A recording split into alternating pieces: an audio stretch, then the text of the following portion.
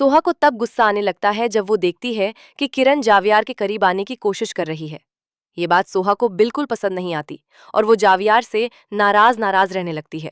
जब जावियार उससे पूछता है कि आखिर बात क्या है, तो सोहा साफ कह देती है कि अगर उसने आगे भी किरण से मिलना जारी रखा तो वो हमेशा के लिए अपनी माँ के घर चली जाएगी।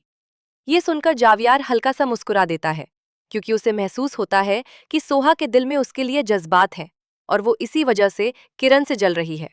जावियार उसे यकीन दिलाता है कि अब वो किरण से दूरी बनाए रखेगा। ये सुनकर सोहा का गुस्सा कुछ कम हो जाता है। इसके बाद जावियार उसे कहता है कि जल्दी तैयार हो जाए, क्योंकि वो उसे बाहर डिनर पर ले जाना चाहता है। सोहा तैयार होकर उसके साथ एक शानदार रेस्टोरेंट पहुंचती है, लेकिन किस्मत से वही किरण भी अपनी सहेलियों के साथ मौजूद होती है। जैसे ही किरण जावियार को सोहा के साथ देखती है, उसके अंदर जलन भड़क उठती है। वो तुरंत जावियार के पास जाती है और उसे गले लगा लेती है। ये मंजर देखकर सोहा का दिल टूट जाता है और वो गुस्से में वहां से चली जाती है। वो सीधा रिक्शा लेकर अपनी माँ जकिया के घर पहुंचती है। जकिया उसे देखकर हैरान हो जाती है और पूछती है कि वो अकेले क्यों आई है। सोहा बहाना बनाते हुए कहती है कि बस 2 दिन के लिए आई है और फिर लौट जाएगी। कुछ ही देर बाद जावियार भी वहां पहुंच जाता है और उसे मना कर वापस घर ले आता है। रात को सोते वक्त सोहा सोचती है कि जावियार उससे ही मोहब्बत करता है और किरण जानबूझकर उनके रिश्ते में दरार डालने की कोशिश कर रही है। उसी वक्त सोहा फैसला करती है कि अब वो किरण की हरकतों से प्रभावित नहीं होगी। अगले दिन जब सोहा जावियार से मिलती है तो वो देखती है कि जावियार अब किरण को बिल्कुल तवज्जो नहीं दे रहा। ये देखकर किरण समझ जाती है कि अब उसके लिए जावियार तक पहुंचना आसान नहीं होगा। इसलिए वो एक नई साजिश रचने का फैसला करती है। शाम के वक्त जब जारा जावियार के घर आती है तो किरण चोरी छिपे सीढ़ियों पर तेल गिरा देती है।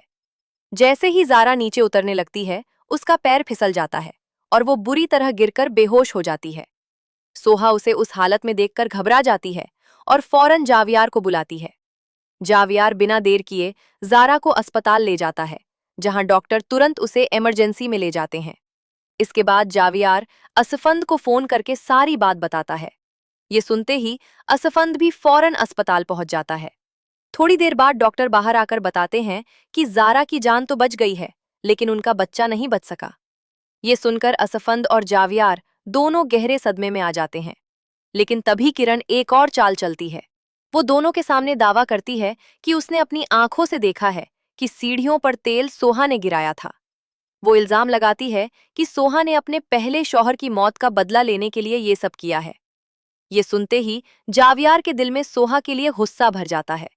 बिना कुछ कहे वो वहां से चला जाता है और सोहा अकेली रह जाती है। अब देखना ये होगा कि जावियार को सच कैसे पता चलेगा और किरण की साजिश कब बेनकाब होगी।